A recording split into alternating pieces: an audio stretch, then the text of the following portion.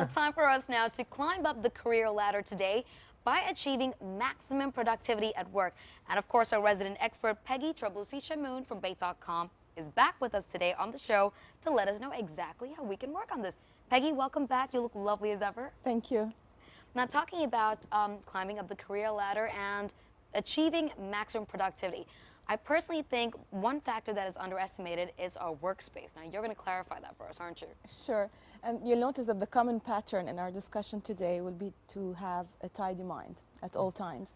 So a tidy workspace, a tidy desk, a tidy car, wherever your work environment is, if you can give that little extra effort at the end of every day to organize your documents, make sure you have storage in preparation of the next day.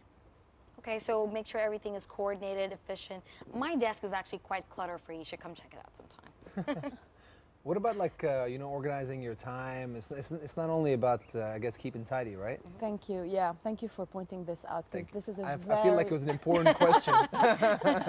This is really very important, because again, an activity planner on your desk, on your laptop, is very, very important for you to highlight the major assignment that you have to do every day in order to challenge yourself, because this is very important to boost your productivity. We all like to be in our comfort zone, right? But this is not enough to boost your creativity and your productivity.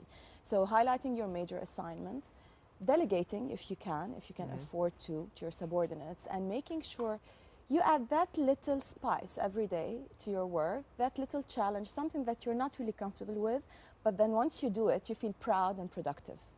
And how do you think we can stay focused on our task? I mean, chances are we're going to have a huge to-do list, not really knowing where to start. Do you have any tips for that? Yeah, especially that multitasking nowadays have gained immense reputation. You don't necessarily need to be one in order to be productive. So focus today is major.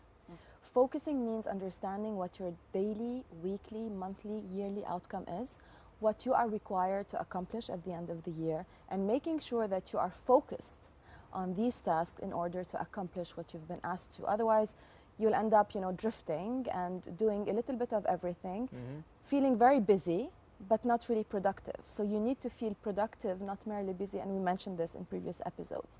I think she means you're always on Facebook and Twitter, and that is not maximum productivity. What about dealing with negativity?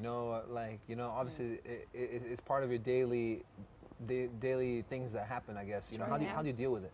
So commonly what happens, you're affected by signs, negative signs every day, without really understanding what they are. And then you end up finishing your day and you're like, my God, I've done so much, but I haven't accomplished. And you also feel very down, right? And you feel stressed and you feel pressured. So it's very important to try to note, even if you want to note down everything that really bothers you or aggravates you during the day, that has a negative effect on your workflow, on your work productivity, and try to avoid this and try to make it look even better day by day. So it could be like little things, like somebody coming onto your desk and wanting to chat or to chat with you. Yeah, we have that quite. We've got a lot of women who work at Dubai One TV. We love to chat. Which is great, for the working environment, but you should also be able to focus, as we said earlier, and to get rid of those negative things that might affect your productivity. Okay, so make sure we have an efficient, clutter-free, tidy workspace, and of course also a tidy personal life as well. So I suppose it's an overall balance. One more thing is very important. It's to make sure you get enough sleep. A lot of sleep? He does. Enough sleep. Experts would tell you 8 to 9 hours, really? So you can really have a tidy mind the next day, to feel in control and to feel less aggravated and to be able to be productive. So sleeping habit is very important. I actually showed Anna a little iPhone app that monitors your sleeping pattern, so I'm going to also pass it on to you, Peggy. So tell me what you think about it.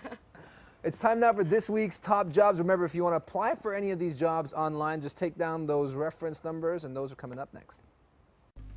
A position for an assurance associate is open with a global leader in assurance, tax, transaction, and advisory services. So if you've got over a year's experience in auditing and an excellent command of Arabic, then you want to apply to this. A global infrastructure, finance, and media company is looking for a customer service representative with at least 2 years' experience and an excellent command of Arabic and English. A world's leading company in energy and healthcare industries is looking for a leadership and development consultant with over 2 years of experience and excellent presentation skills.